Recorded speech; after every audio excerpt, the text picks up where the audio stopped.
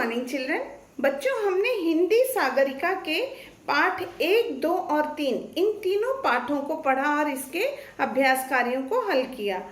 आज की वीडियो में हम इसी पाठ पर आधारित कुछ व्याकरण से संबंधित चीजें समझेंगे और जानेंगे। ठीक है। हिंदी जो है एक भाषा है ना, और भाषा की सबसे जो मूलभूत इकाई है, सबसे आधारभूत शिला है, वह है वर्ण, अल्फाबेट्स। चाहे हिंदी हो, चाहे इंग्लिश हो या कोई भी भाषा हो, उसका आधार उसके वर्ण होते हैं। ठीक है। जो हिंदी के वर्ण है, आपने अपनी एलकेजी की क्लासेस में पढ़ा है ना, अ आ इ ई क ख ग घ, ये सारे वर्ण आपने पढ़े हैं। तो वर्ण के स्वर और व्यंजन दोनों रूपों को आपने छोटी क्लासेस में जाना है। स्वर से मात्राएं बनती हैं और व्यंजन जो है अन्य वर्ण हैं। ठीक है। आइए हम स्वर और व्यंजन के बाद समझे शब्द। शब्द क्या है?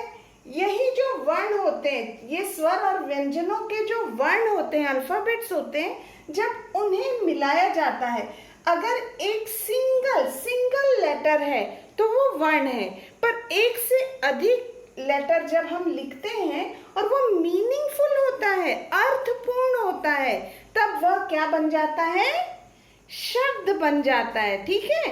वर्ण जो है एकदम इन्फेंट है, छोटा बेबी, और उससे थोड़ा बड़ा होने पर वो वर्ण क्या बन जाता है? शब्द बन जाता है, जब उसे हम अर्थपूर्ण मीनिंगफुल तरीके से लिखेंगे। अगर उस शब्द को कोई अर्थ नहीं प्राप्त होगा तो वह अर्थहीन शब्द माना जाएगा। आगे देखिए बच्चों, शब्द के बाद आती है वाक्य की बारी। जब वो इन्फेंट और बड़ा हो जाता है, क्लास 2, 3, 4 में पहुंच जाता है, तो वाक्य बन जाता है। वाक्य देखिए, भारत मेरा देश है। भारत में देखिए एक शब्द हो गया, ये दूसरा शब्द, तीसरा शब्द, चौथा शब्द, 4 शब्दों को मिलाकर यह वाक्य बना है। और वाक्य के साथ भी वही समस्या है जो शब्द के साथ। अगर वह मीनिंगफुल वे में लिखा गया है, अर्थपूर्ण ढंग से अरेंज किया गया है, तभी वह सही वाक्य माना जाता है। यदि वह मीनिंगफुल वे में नहीं है तो वह वाक्य सही नहीं माना जाता। जैसे इसी को हम लिख दें, है देश मेरा भारत, तो उल्टा सीधा लिख दिया ना, तो वह मीनिंगफुल नहीं होता, इफेक्ट नहीं छोड़ता, उस चीज को समझने में किसी को भी कठिनाई होती है। आगे देखिए, दूसरा वाक्य मैंने उदाहरण में लिखा है, मैं समझदार हूँ। यहाँ देखिए 3 वाक्य हैं, 3 शब्द हैं, सॉरी, मैं एक शब्द, समझदार दूसरा शब्द, हूँ तीसरा शब्द, है ना। तो कई स्वर और व्यंजन वर्णों के मेल से शब्द बनते हैं और कई शब्दों के मेल से क्या बनते हैं?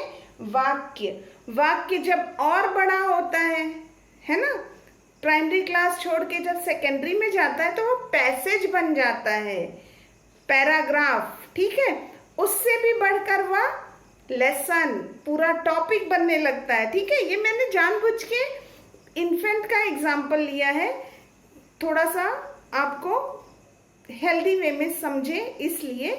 बाकी ये जान लीजिए, मूल रूप से हर भाषा का जो बेसिक कंपोनेंट है, आधार है, वो वर्ण है, अल्फाबेट्स है, क ख ग घ, अ आ इ ई, ये सारे वर्ण। और वर्णों के मेल को शब्द कहते हैं, शब्दों का अर्थपूर्ण मेल वाक्य कहलाता है। बच्चों, इसी टॉपिक पर आधारित एक पीडीएफ मैं कल भेजूंगी आपके क्लास ग्रुप में। उस पीडीएफ के सारे वर्क को उसमें क्लियरली इंडिकेट किया जाएगा। जैसे कई वर्णों को मैं लिखूंगी, जैसे माँ, उदाहरण के तौर पे देखिए, मगर ये शब्द है तो इसे मैं जंबल्ड करके लिखूंगी। ठीक है। जैसे र म ग, तो आप ये जंबल्ड फॉर्म में मैं आप तक पहुंचाऊंगी और आप उसको मीनिंगफुल फॉर्म में लिखेंगे। और इसी तरह जंबल्ड फॉर्म में मैं कुछ वाक्य भी लिखकर भेजूंगी, जिसे आप अर्थपूर्ण ढंग से अपनी हिंदी की कॉपी में लिखेंगे और वही आपका होमवर्क भी होगा, और वो एक्सप्लेनेशन के बाद, इस एक्सप्लेनेशन वीडियो को देखने के बाद आप अपनी हिंदी की कॉपी में उस कार्य को कीजिएगा। ठीक है, तब तक आप सभी स्वस्थ रहिए, सुरक्षित रहिए। अगली वीडियो में ग्रामर से ही संबंधित किसी अन्य टॉपिक, जैसे समानार्थी शब्द हुआ या लिंग हुआ या वचन हुआ, ऐसे किसी टॉपिक के साथ हम लोग मिलेंगे। लेसन को मैं अभी फिलहाल आगे नहीं बढ़ाऊंगी। धन्यवाद।